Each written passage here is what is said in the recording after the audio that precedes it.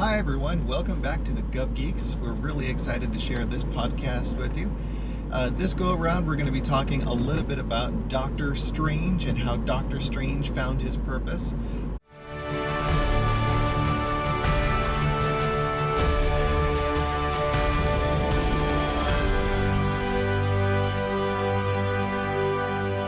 Before we get too much further along, please, if you like this, subscribe. Click the little bell icon as well to make sure that you get all of our latest updates. We try to put out video content at least once a month, and we're aiming to do that a little bit more frequently as well. But yeah, Karen, so what do we have in store today? So today, like you mentioned, we are talking about how Doctor Strange found his purpose. And later on, we have a treat with some experts that we interviewed. Giselle Harlan and Aaron Berube. They have started a wonderful organization called LACUNA Leadership.org, and they help individuals work through their career development by combining both coaching and development aspects with things such as mindfulness and centering and visioning. So it's pretty interesting. So you'll see that a little bit later on. But essentially, we just want to talk about different strategies for identifying, what is your purpose. So, which definitely is not an easy thing, but there are some things some exercises to go through to help you identify maybe what you would enjoy doing as your vocation.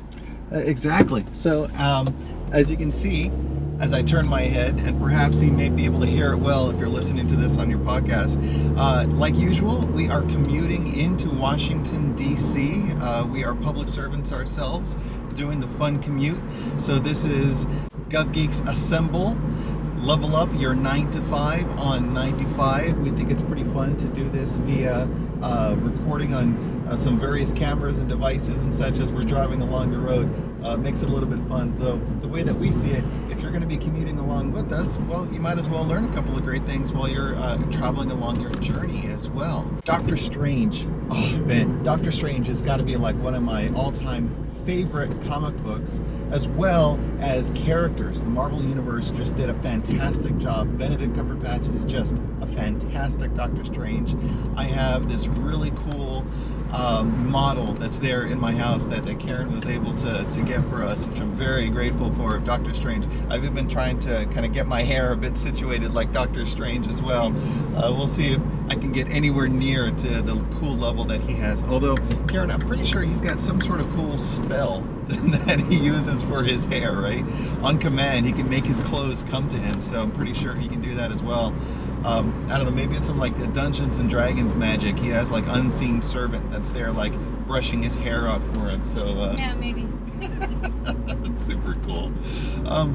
But so in the first movie, Doctor Strange is, of course, a just brilliant doctor. He's this awesome surgeon. He's able to do wondrous things. He got his PhD and his MD basically at the same time. He's been world renowned for a lot of things, but he was very much inwardly focused.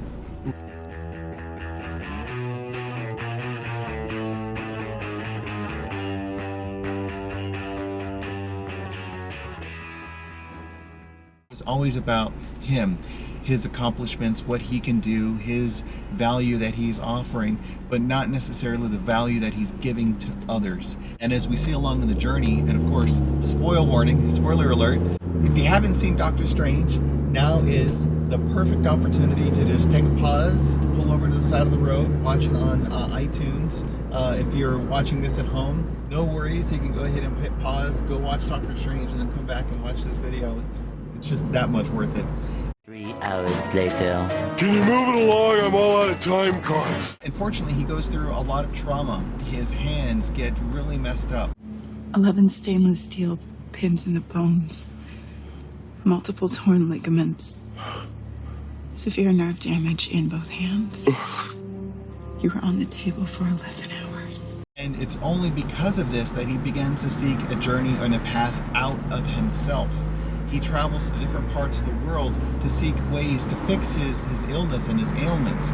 And unfortunately, he's not really able to find anything. But what he does find is a path towards enlightenment.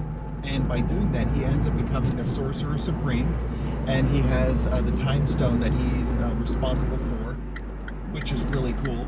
And larger than that, he begins to find himself in a better position to serve others and really a better place.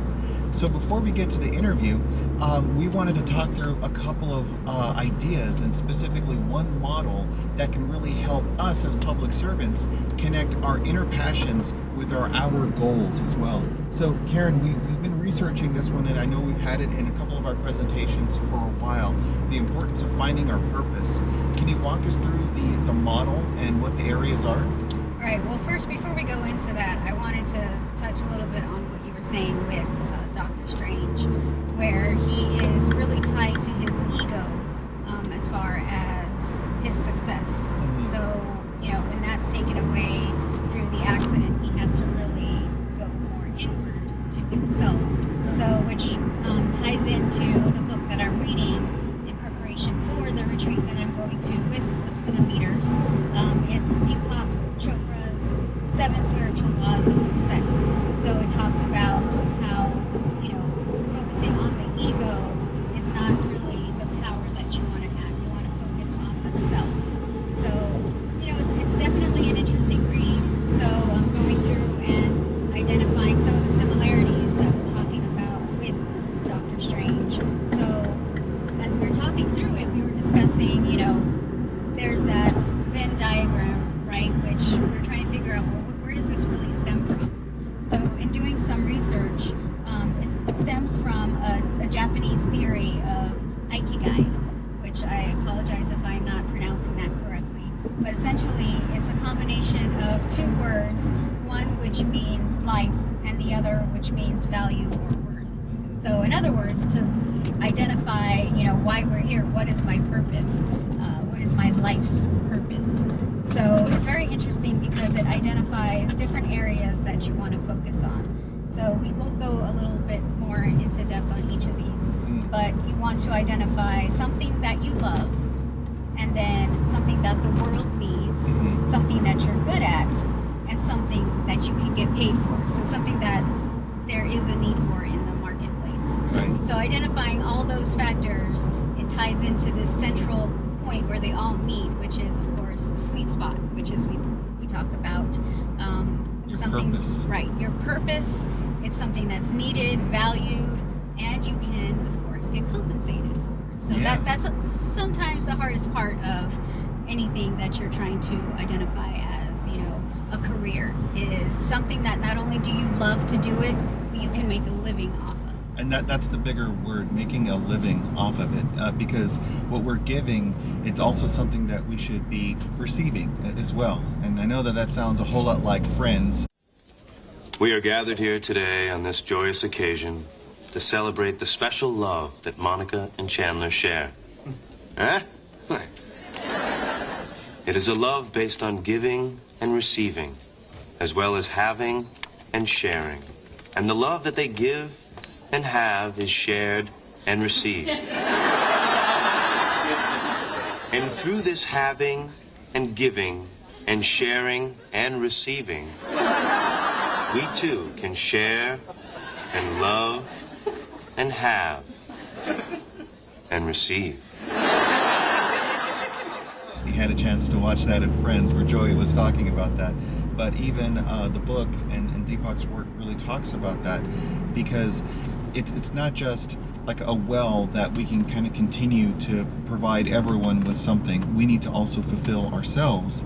And unfortunately, if we're in a position where we honestly just can't do that because we have responsibilities, we have bills, we have payments, and there's also this connection of us feeling empty, we need all of that to be filled for ourselves, so we have to be able to make a living doing it. Public service is a great way to be able to do that, so we of course applaud everyone that is spending the time and the effort to begin their journey in public service, because they're valuing others, but at the same time also being compensated well enough for it. All of the government benefits, the salary, the time off, all of that sort of stuff combines in a way that for many can be something that helps them be paid appropriately. Yeah, and we can tie that back to Dr. Strange, where he clearly really is good at being a surgeon. He's highly rated, he's very successful, and is compensated very well. Very well. His cars are awesome. He has cool watches. Right. And when he deals with the accident that impacts his hands and his livelihood, his ability to do what he's good at, he struggles a bit because he's lost one of those key components. Well, several, actually. It seems to kind of domino, right? Yeah. He loses the ability to use his hands as he, thought he needed, and ties that to his worth, ties that to then he's not really able to work, so then he's not getting compensated, he's not getting paid, so he's just really struggling. So one of the things that he ends up doing is he kind of goes to identify somebody to help him, and which then leads him to a space where he goes, where he meets the Sorcerer Supreme. At that time, yeah, At the that Sorcerer time, Supreme. Exactly. The Ancient One. The Ancient One, that's right.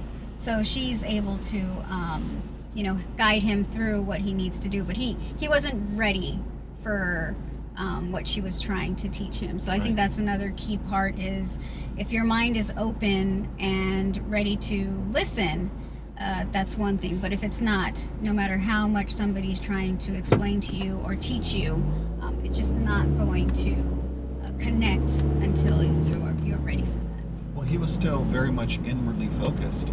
He was trying to find solutions outside in the world to solve his physical problems and address his inner concerns that he had, which was just, how do I go back to that ego? Right. How do I go back to just my lifestyle that I had before? I was very much connected to all of that. Mm-hmm. But I think it's also because he didn't realize that there was something out there, a role that he could fulfill if he were to just connect in a different way with those that were around him, how to care for others, how to be respectful and responsible for others. Is to be frank, I mean, Dr. Strange, as a surgeon, he was just kind of just really a jerk. Mm-hmm. He was just so much, it was all about him, so he really didn't care about anyone else. Right.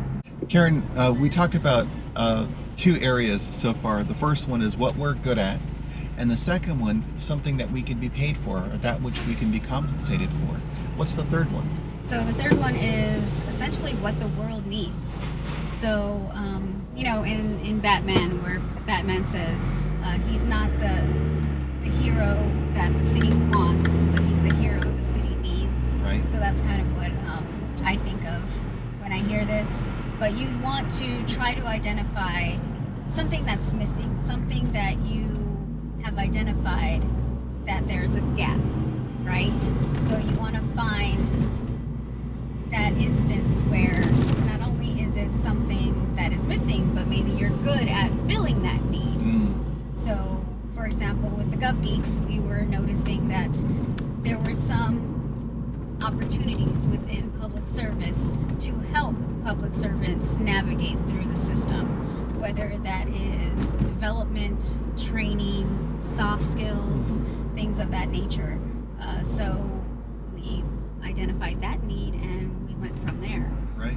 And LACUNA, which we'll hear about in a little bit from Giselle and Aaron, they identified something that the world really needs in identifying how individuals could be mindful and how they can manage that kind of gap right before a reaction happens, so that they can be centered, make good decisions, participate well in the world, in the work environments.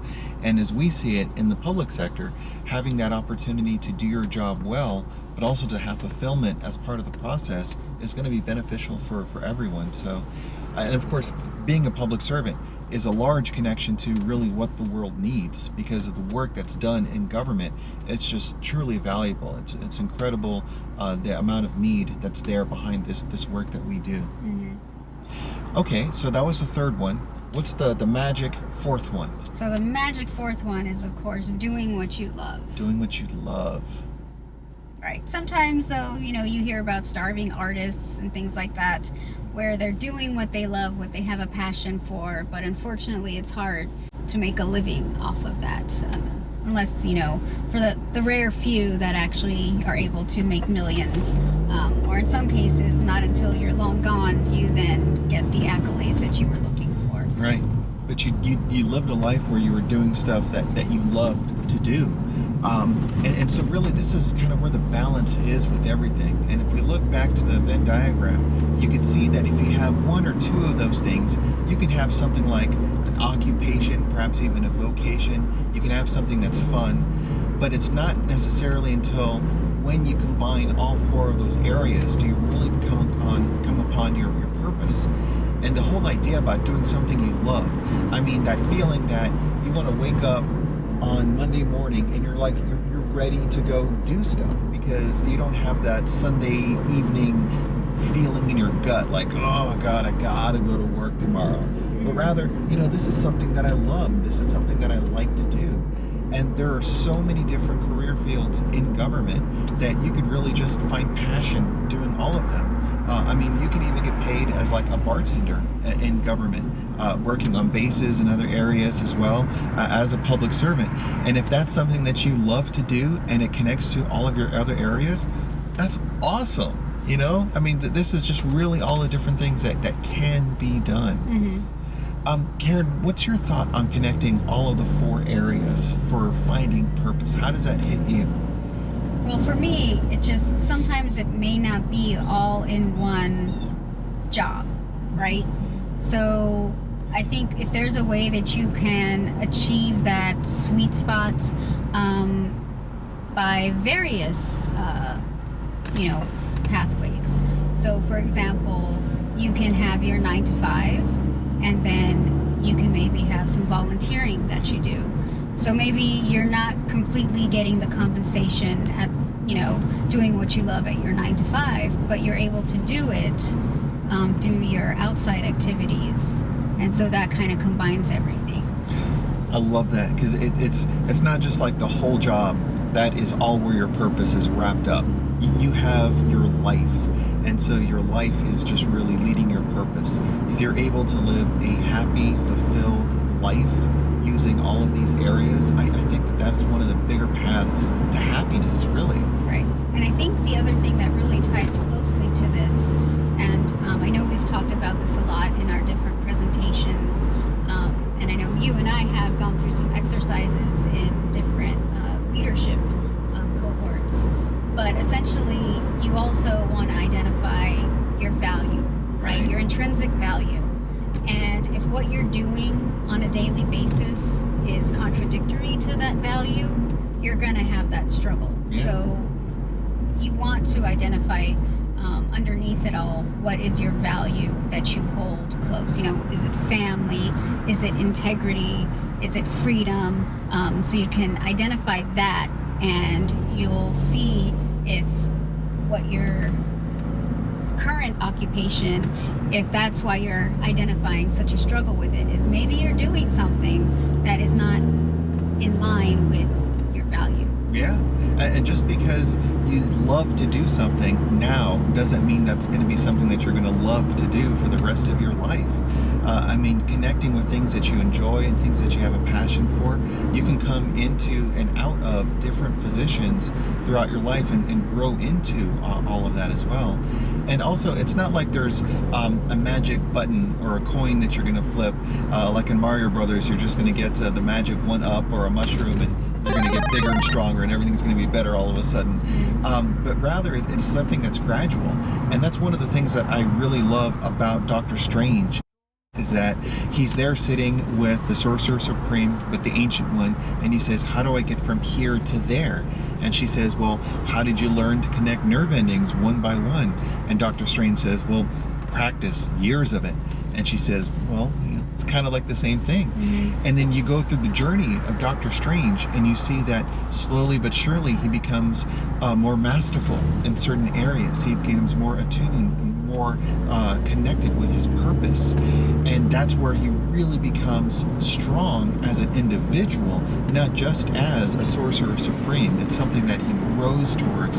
So in our lives, if you can think of your career, your life, and your well-being like Dr. Strange, you identify what you have a passion for. You know for sure it's something that the world needs. It's something that you can be compensated for. And honestly, it's something that you feel that you're good at. As you're growing those areas, then you become to find your own path. and your own journey to your purpose. It sounds pretty like Doctor Strange. It sounds like an extra level, right? It's not just like I applied for this job and yeah, here I am. Yeah, it definitely sounds something that's a little bit more, in depth than what we think our, daily lives are, right? But we all know we're destined for something greater, and just like Doctor Strange, he was. Yeah. So if you feel that way, you want to identify your purpose, which I think most of us want to feel that we are living as close to that purpose as possible. It's just trying to identify that. Just trying right? to identify it. But as far as, like you mentioned, the journey. So again, in Deepak Chopra's book, he states that a lot of times it's the journey and not the destination. And many times we are so focused on that destination, just like Doctor Strange. He's like, I want to do that. I want to get to that level. Or like Liz Lemon, I want to go to there. Right. So you just don't want to be so focused on the end result, like where you're trying to. You want to have that as your goal, absolutely, because you want to know what you're heading towards. But you don't want that to be the main focus. You want it to be the learning and the process and the evolving that you're going through to get to that goal. Oh, that feels good, because sometimes, as we've experienced in working with our clients, people may feel a lot of stress because they're thinking, I'm not where I need to be in my career right now. I don't have that type of job that I want to have. And then they kind of look inwardly and they think, oh, maybe I'm not good enough. Maybe this isn't something that I'm great at. But really, if you find your purpose along that journey towards where you need to go, then that is where you are content and where you find happiness and that growth. And that's really where it's at. So you can be happy right now, and you can be happy as you accomplish your goal. If you're in government and you go from like your GS7, 9, 11, all the way to the 15, if you're going to be a senior executive servant at the SES level, I mean, these are just like growth areas and areas that you can plan for yourself, but at the same time, you can be happy at all of the stages throughout that whole process, which is really good. So, LACUNA Leaders, we have Giselle and Aaron coming up next. They are going to share 3 strategies to connect your inner passions with your outer goals, and they have a few extra quick tips in there as well. Also, as Karen mentioned, for the book that she's reading, they have a lot of retreats, and Karen's going to be going to one of them here pretty soon, and in the near future they're going to have others available as well. So please be sure to look at the link below and sign up for all of their contact information. Follow them on social media. Go to their events page if you want to find out some more information, possibly even sign up for some stuff.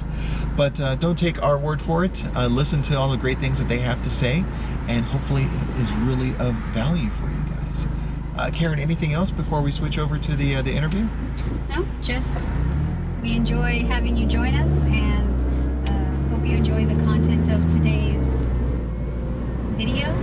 And please, like Javier said, follow Aaron and Giselle and their experience as they identify what's needed in the world and as they go for it. So we encourage you to take a look at their site and look at their content. And of course, don't forget to subscribe, follow, etc. with us here as well. We look forward to seeing you at the next one. Thank you so much, and geek on. Hi everyone, welcome to the podcast. We're really excited to have you here on the Gov Geeks Assemble. We are super stoked to have 2 awesome people here from LACUNA, and they're going to talk through a little bit about their skills, their passions, and a couple of the projects that they have coming up. So first off, please let me introduce Aaron Berube. Welcome, Aaron. Hi, thank you so much for having me today. Of course, of course. And let's also please make sure that we welcome Giselle Herlin as well. Hi, I'm so happy to be here. Perfect. Well, we're really excited to have both of you guys. So can you tell us a little bit more about LACUNA? Sure. So LACUNA was founded by the 2 of us actually while we were both on maternity leave. So it was kind of this wonderful passion project. And it was sparked from this idea that there's really a gap between where people are today and where they want to be in the future. So that's what lacuna means in Latin. It's that gap and that space between. And, Giselle and I have been talking since we both went through grad school together, and there are just so many things we didn't learn through our MBA programs. There are so many things that corporate development programs have not taught us over the years, including, I know for me, difficult conversations, how to fire people, how to really have those tough critical conversations with staff, but then also how do you inspire teams? How do you really get people to follow you and the belief system that you have as a leader? So Lacuna is really all about filling those gaps in careers for folks. That's beautiful. Another really cool thing about the name that kind of on my end of it is gap or space between can also be between stimulus and your response. A lot of people are very reactionary, so making those tough conversations even harder. There's stimulus, and then there's immediate emotion and response from that, and making efficient use of that space between your stimulus and how you respond to it, you can have a more genuine response.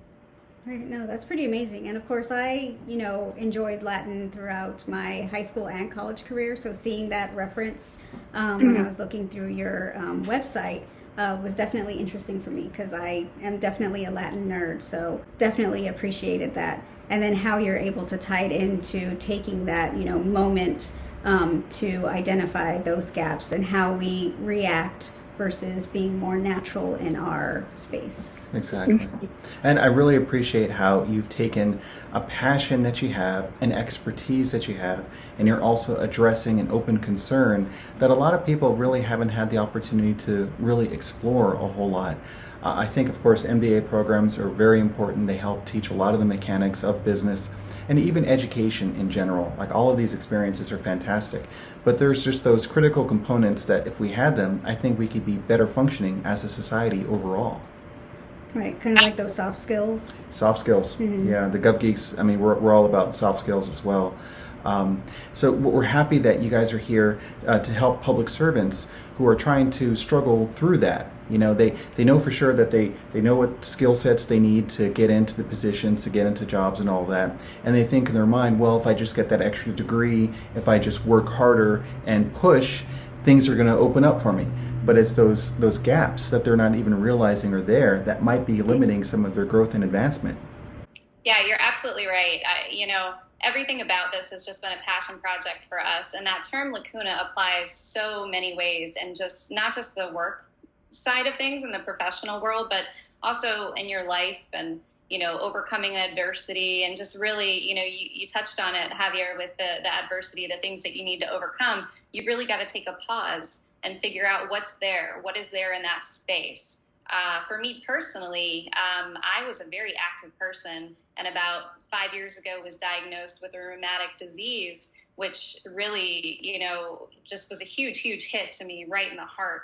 My doctor said, you will never climb mountains again. You will never have a child. All these things that I was really looking forward to in my life, I was told all of a sudden I have this disease and I can't do it. So I spent a lot of time really reflecting on that and figuring out, well, what really is the obstacle here? What is really preventing me from getting from where I am to, at that point in time, to where I wanted to be?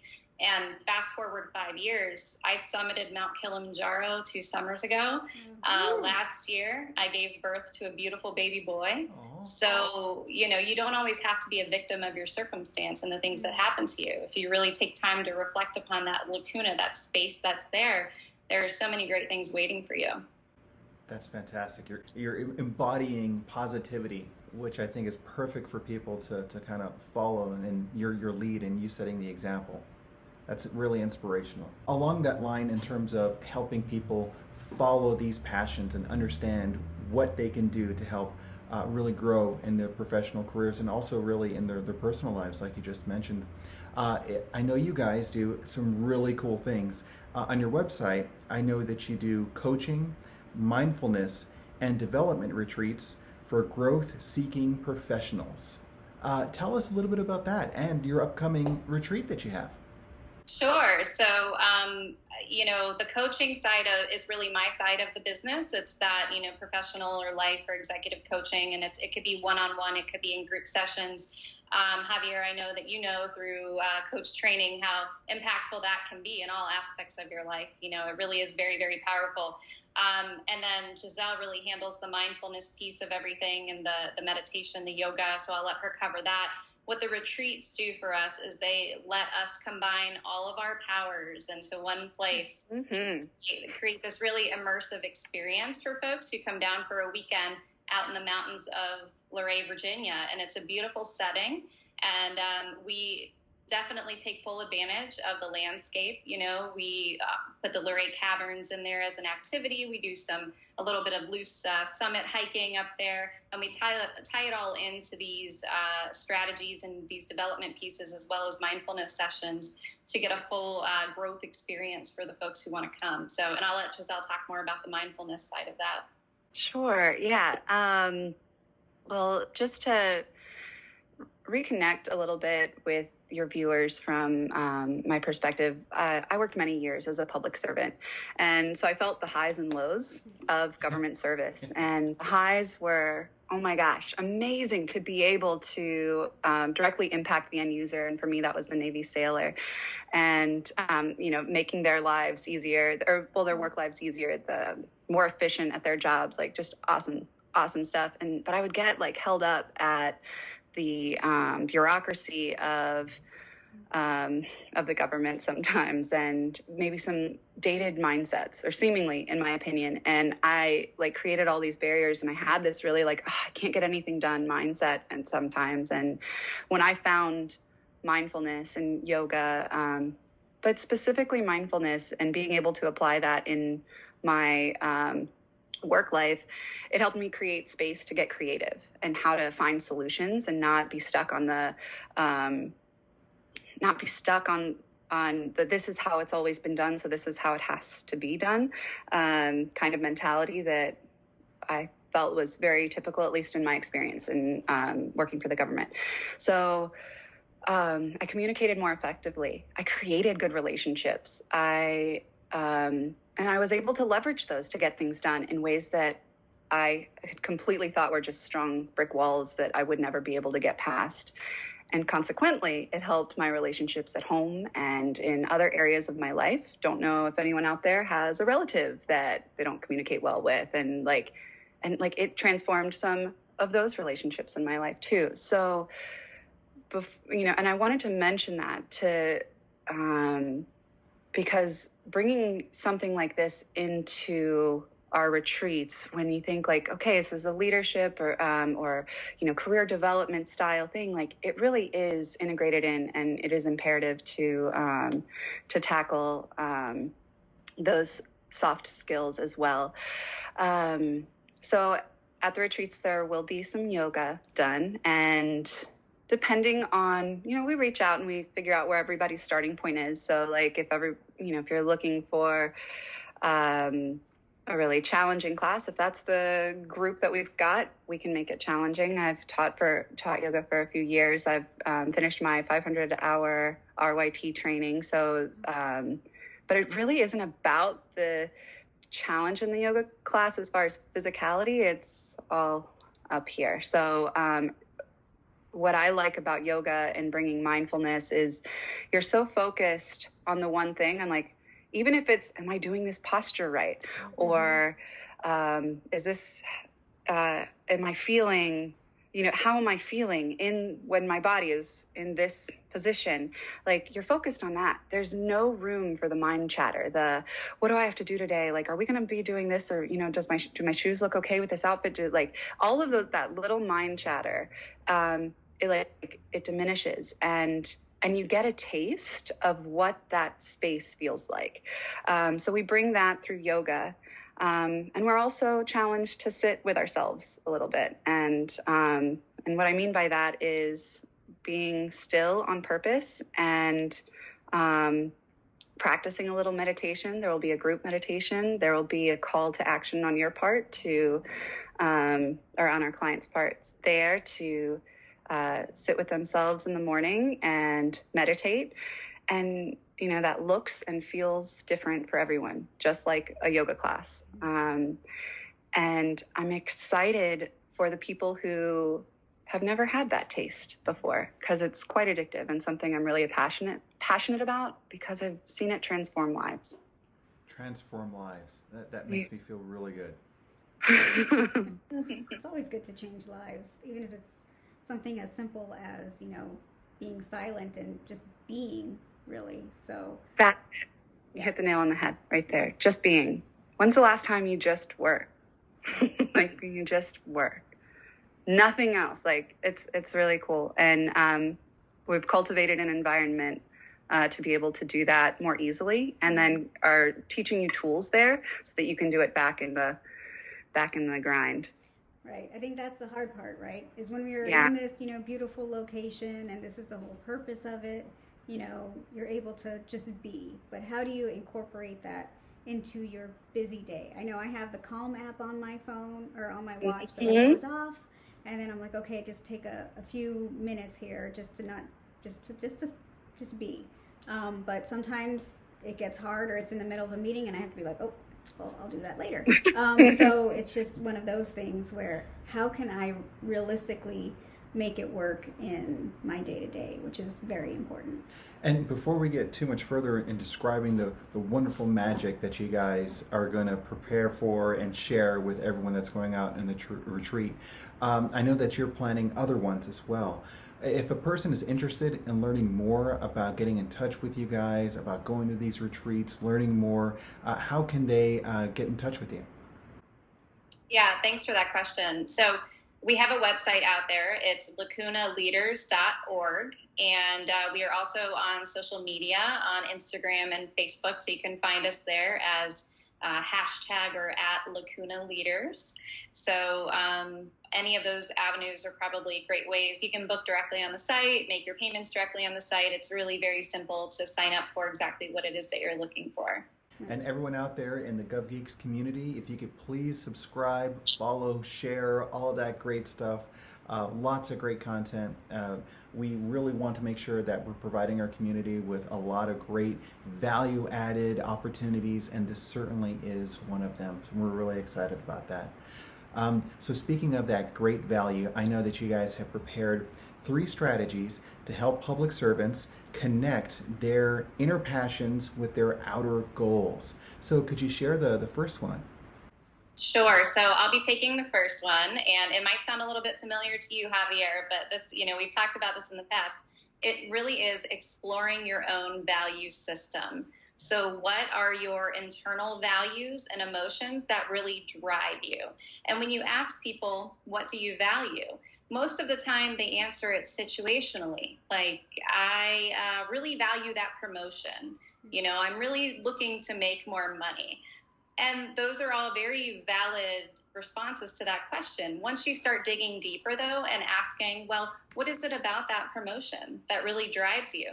You get to the root of it and you figure out exactly where the value lies. So in that example, it may be that a promotion and a pay increase gives me more freedom, you know, freedom to go on vacations, freedom to spend more time with my family. So then you dig into the freedom piece of it and you really look at all aspects of that. And where else does that show up in the client's life today? And where else might that show up if a couple of barriers were explored and possibly either embraced or overcome down the road?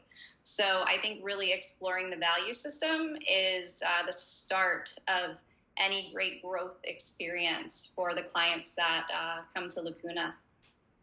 Yeah, exactly. And I'll take over from the second one, which identifying and exploring obstacles we thought was really important.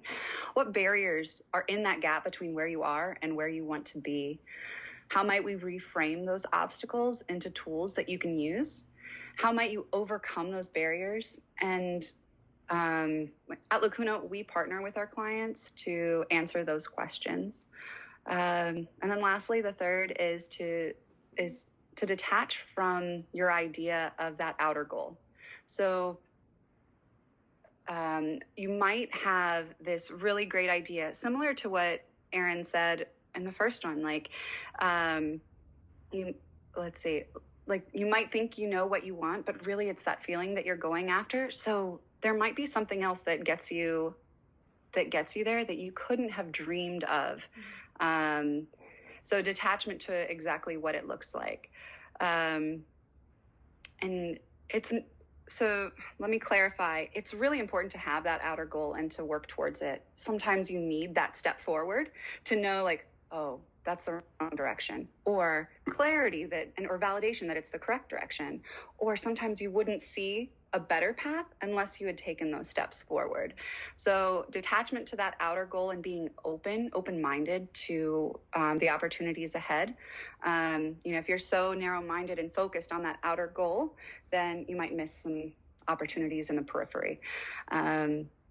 And there's some really cool tools at LACUNA that we use to build connections to clients' true passions, mindfulness, meditation, visioning exercises, which I know you guys are both aware of, that challenge your assumptions and create space around situations to bring clarity. And again, that's my passion. That's the stuff that I love. I really appreciate you sharing that, and your energy that you're really bringing to this, your expertise, your passion, it really comes through. But just to make sure that we captured the three. So first off, exploring your values. Second, identify and explore obstacles. And then lastly, detach from your idea of the outer goal. Did I capture those right? Absolutely. Oh, that's good. So we have a lot of really great time that's still left on the clock. Could you walk through some of the exercises or tools that perhaps a listener or viewer would really appreciate and can use? I would love to. Oh, perfect. Some people are listening to this as they're driving in their cars on iTunes and all that, so hopefully they won't, just as a warning, make sure you're doing this at a really good time, nice and safe. I'll do one where you can do it driving or walking. Oh, good. Cool. Okay. Yeah. So a mindfulness exercise is just becoming incredibly aware or I guess to not get too much into jargon, like present, observing. Think of it as observing on hyper mode. So knowing that you are turning the blinker on left or feeling the wind on your face, slowing down and paying attention to the details that we so often walk right by. If you're sitting or walking or driving, how does it feel to allow the tongue to fall away from the roof of the mouth? A lot of times we're tense, and that's a tense thing to do. And so in a resting position, the tongue falls away from the roof of the mouth. Allow it to do that. How does that feel different? If you are a little tense in your back, bring your attention there. Feel it. What is it? What kind of discomfort is it? Noting it or describing it to yourself, bringing attention to it, kind of takes away its power over you. If this one is really hard for me, but someone described, one of my mentors described it to me as a bug landed on his neck, and not immediately going to the like flip out that I would normally do, and say to myself first, I am going to remove this bug from my neck. And it is now intentional and not habitual. So just creating space in ways that you haven't, in little ways. I got to tell you, my son does that for me. I've never been more present, I don't think, than looking into his eyes and like, what's he going to do? Like, I don't know. I can't control it. He's got his own little thing. So, just finding the beauty, finding the moments in wherever you are, whatever your circumstance. And that, just getting in the habit of breaking your habits is what I think is super, super powerful. And you do that by slowing down and being present and attentive to what's going on around you. I feel better just hearing you describe it. Yeah, not giving it that power, I think, was the most powerful thing I've ever heard. It's just not giving the, reaction that power over you. So. I didn't even realize I had my tongue against the roof of my mouth. I didn't realize it. It's mind-blowing. It is. I also really like earlier how you were describing how there's this opportunity that we have before an action happens, this space, this gap that's there. And using mindfulness empowers us to understand how to take advantage of what that is rather than just reacting to something. That's beautiful.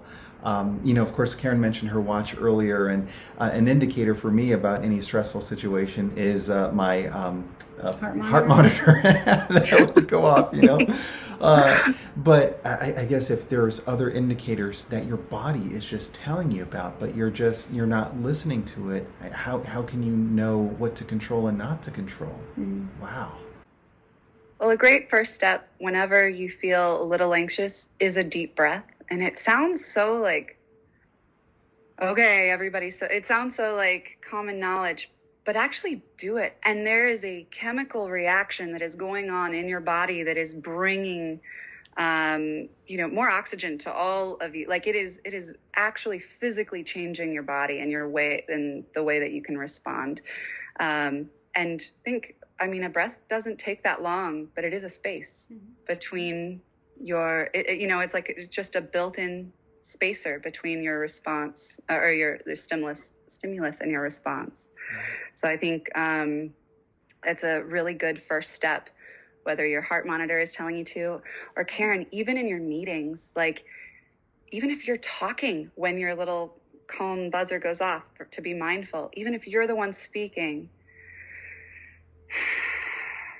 that breath isn't going to kill anybody, like that, taking that reminder to take that deep breath, that's your time. That's yours, That's a good way to think of it. Yeah. And so you don't have to be like later, you can be like modified, That's a good point. I might use that one. Or pay attention to is talking in a way that embodies your whole being. Taking in what he's saying even more intently than you were the moment before, a reminder to drop in to that moment completely. Yeah. Be present, right? Yeah. Yeah. Perhaps in doing so, that empowers others to recognize the situation and what they're feeling as well. And maybe that could help de-escalate some challenges or concerns that others are experiencing together. Absolutely. Yeah. Erin, so just wanted to help connect the dots between what's going on with mindfulness, but also what's available with coaching. Are there any tools, tips, tricks, etc., that you can share that might be of value and helpfulness for people? Sure. So I think a very easy one to start with for anybody who really wants to explore the value system that they have is just pick, what's the thing that went well for me today and what's the thing that didn't go well for me. And just write it down. It doesn't take but a couple of seconds to complete this task. You can do it any time of day. And then after 3 or 4 or 5 days, go back and take a look and see where the trends are. Is it the same thing that's kind of going well for you all the time? Is it the same thing that's not really going well for you all the time? And then how does that feel for you? Does it scare you a little bit? Does it concern you?